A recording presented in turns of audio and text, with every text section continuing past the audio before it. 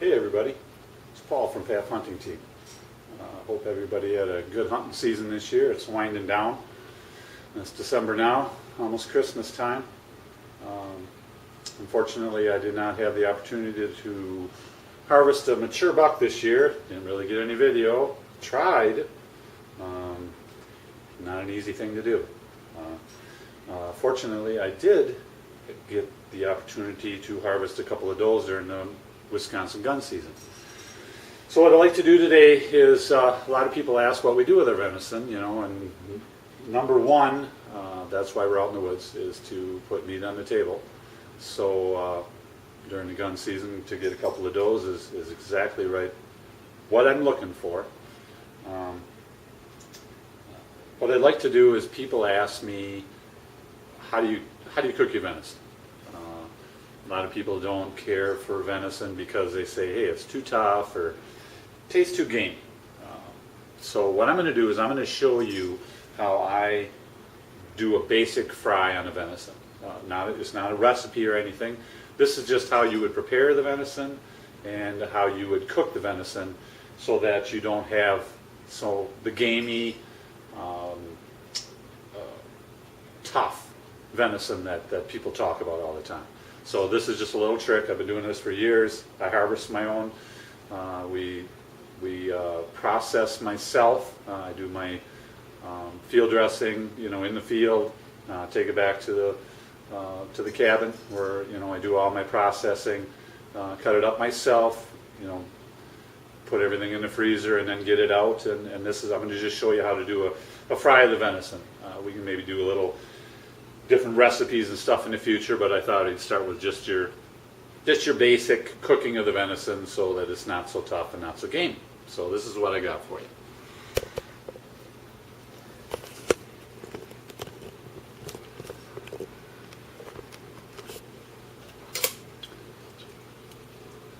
So the first thing you want to do is, with your venison, is to trim all the fat, silver skin, anything that's not red meat. You want to take that off. That's where your gamey taste is. So don't be shy. Make sure you get it all off of there, or the majority of it. A little fat's not going to bother too much. The silver skin for sure. Get that off.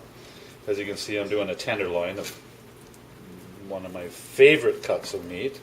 But even on the tenderloin, I do have some other venison here that I already cut up that was out of the hindquarters, but still same results. We're gonna same process, I should say. We're gonna take all the silver skin off of it.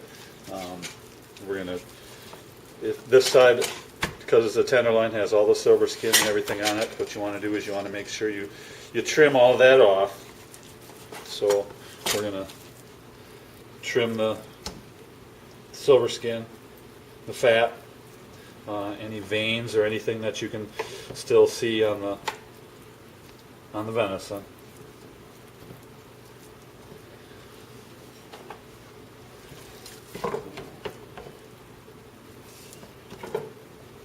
So basically, you just have a nice clear cut of meat without anything on it.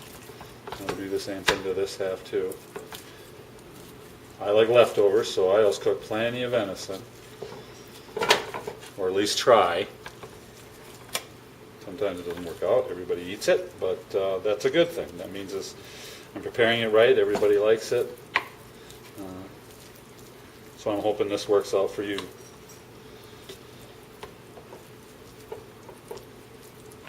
So once you get it all off, or the majority, like I said, it doesn't have to be perfect, but get most of the silver skin and fat off of it.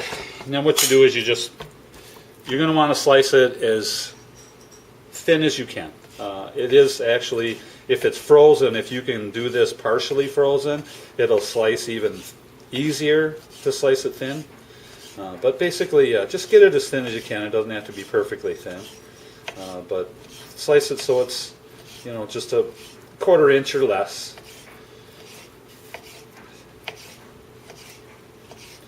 And then basically just It doesn't hurt to possibly cut it down into smaller pieces. It'll fry faster and absorb some of the juices, as I'll show you, because with the smaller pieces, the juices don't dry out quite so fast in the pan as they would with the bigger pieces. So I'm just going to trim this one up. On the stove, I've already got some of my side courses ready. I've got some potatoes from the garden that I can myself, and some beans also that I can myself. I do a lot of my own gardening and canning and freezing, so it goes very well with venison. So once you got it all trimmed up,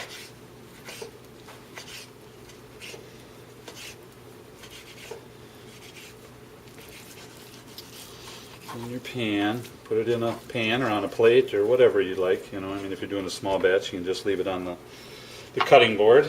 But I get it all ready.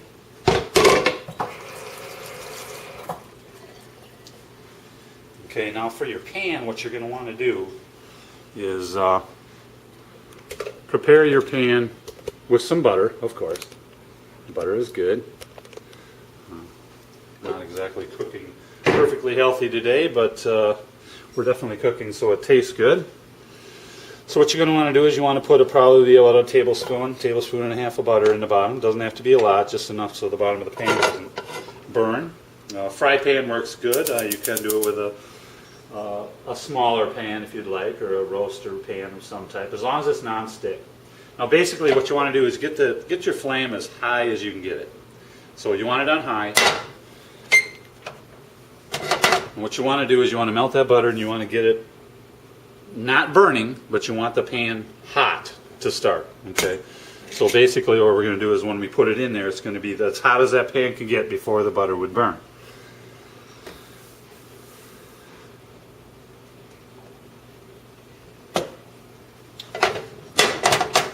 Now I'm not going to do any fancy recipes or anything here. We're just going to fry the venison.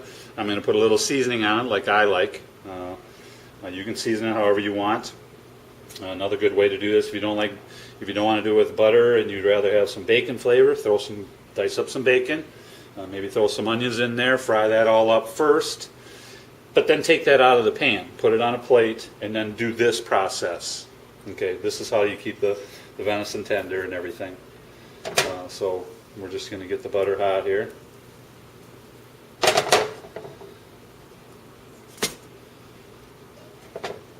Also, you're going to need a pan that you can put a cover on. So I have a cover here for when we're finished, or finishing, I should say. I will show you that when we get close to the end. The butter's melting nicely.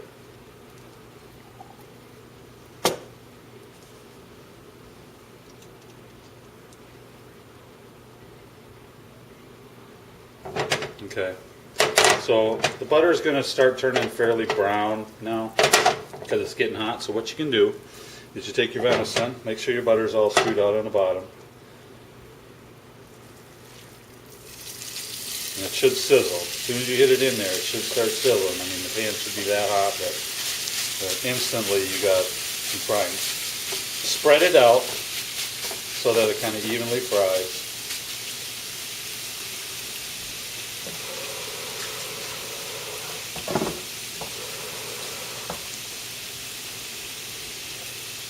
Alright, so what I like to do is here I would add some seasoning. You can use whatever you'd like. I just have some seasoning, salt. Not a lot, just a little bit. Venison actually has a lot of flavor all by itself. Since I don't have any onions on it, I do put a little onion powder on it, or onion salt, whichever you prefer. But yeah, you can fry it with onions, or fry some onions up first and have them ready on the side to put back into the pan. But basically, this is what you're going to want to do as far as cooking the venison. Get it spread out. Make sure it stays on high. Keep your flames on high.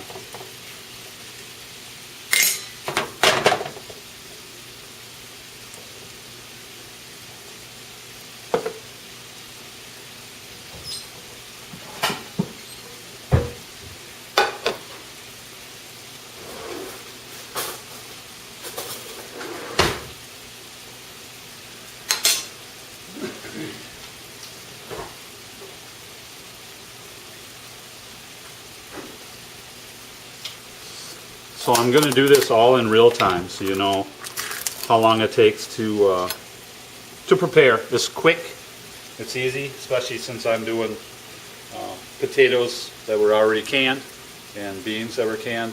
All basically with those is just heat up. So that's an extra. This is our main subject for the day. But as you can see, this is a real quick meal, and that's what I'm doing in regular time, just to show you how quick it can be done.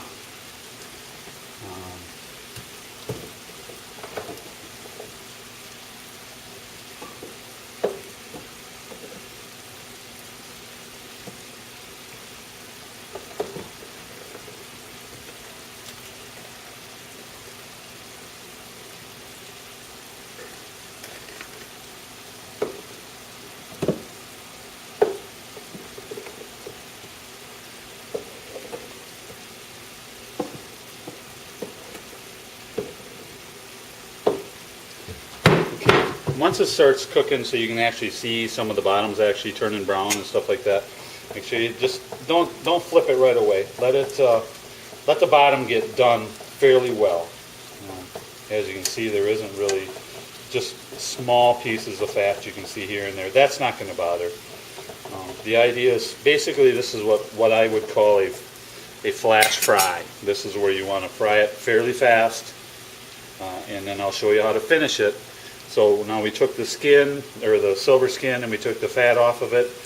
That's to take the gamey taste out of it. That's where you get that gamey taste. Now, this process is how we get it so it's not tough, so it's tender. No matter what cut of meat, as long as you slice it thin and you fry it like this, like I'm going to show you here, basically, it might not be as tender as a fillet, like I have this every time, but it's going to be more tender, easier to eat, definitely better table fare for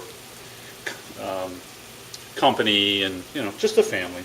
So yeah, you want juice in the bottom of the pan. We didn't do a lot of butter. This is just the juice from the steak, from the venison itself. So I'm just basically pushing it around a little bit just to rotate it just enough. I don't want to finish it yet, so I just want to move it around a little bit.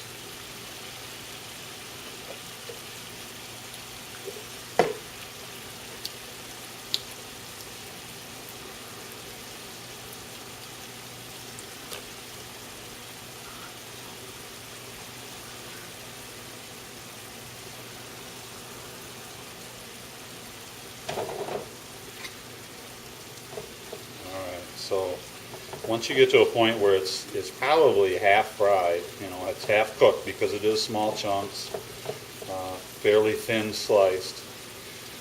Just keep rotating it until you don't really see a real lot of red. Basically, you're not seeing a lot of raw, you're seeing a little bit of pink. See how it's a little pink in the middle? That's good. That's where we're getting to the point where we're almost done already. So just rotate it a little bit.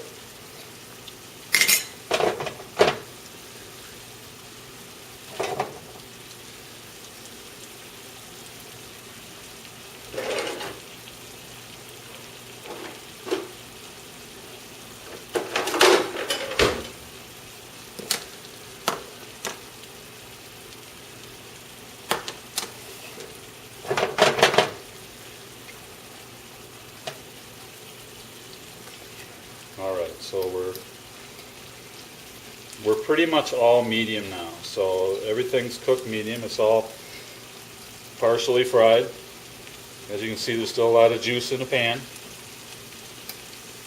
So what you're going to want to do now is, if it's if you're frying it too long, it'll start popping.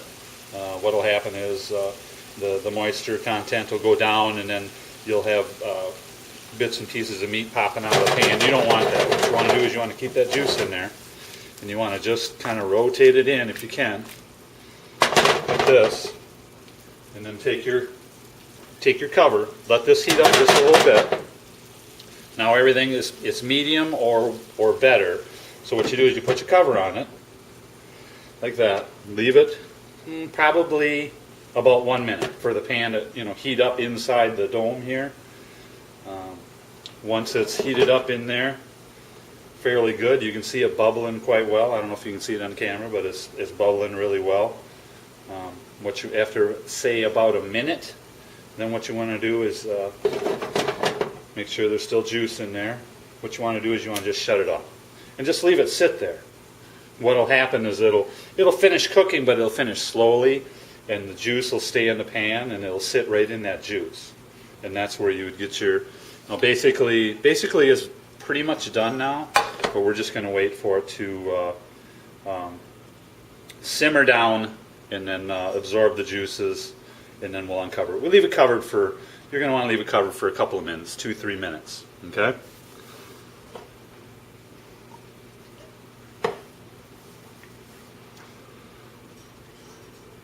All right, so what I'm going to do is we're going to get a plate ready here just to show you what it looks like when you get it out. This is, like I said, this is your basic fry. Nothing fancy. I didn't put anything in it other than a little bit of seasoning. So if you can cook it like this and to get it to taste good, if you like other ingredients to put in it, some mushrooms or, like I said, onions, bacon, basically whatever, ingredients, peppers. Some people like putting peppers in. That's good. That's where you'd put, just before you cover it, that's where you'd put your peppers, onions, mushrooms, bacon, anything like that. Stir it back into it, put your cover on, and then just let it sit for a few minutes. Shut it off, let it sit, and it'll all heat together, and the moisture will stay in the pan. The idea is don't fry it till it's dry. Just fry it till it gets medium or so, and then cover it. Okay? So what we're going to do is we're just going to put a couple of potatoes on here. Garden potatoes. A couple of beans from the garden. Now it's been a couple of minutes now. As you can see, this happened pretty fast. So it's a very quick meal. Depending upon how much you're making. If you make a smaller batch, it's even quicker. So now it's been covered for a couple of minutes, so we'll open it up. As you can see, we still have some juice in the bottom. See how the juice is still sitting in the bottom? So what we're going to do is take some of the venison out, just put it on our plate, make sure we get a little juice with it too. As you can see, the venison is done, but it's not crispy. It's not cooked to a crisp. So basically, it's like just finished, as you would like to say a medium well steak, other than we had it right in the juices. As you can see all the juice in the pan? That's exactly what we want.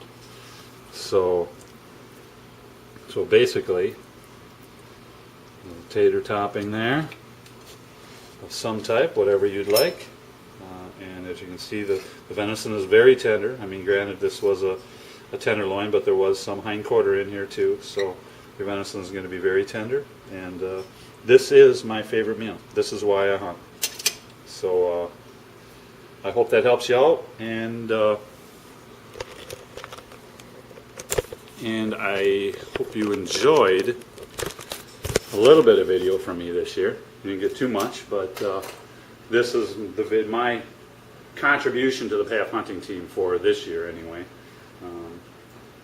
Till next spring, then we'll go do some other hunting and maybe a little bow fishing, and we'll show you some other stuff.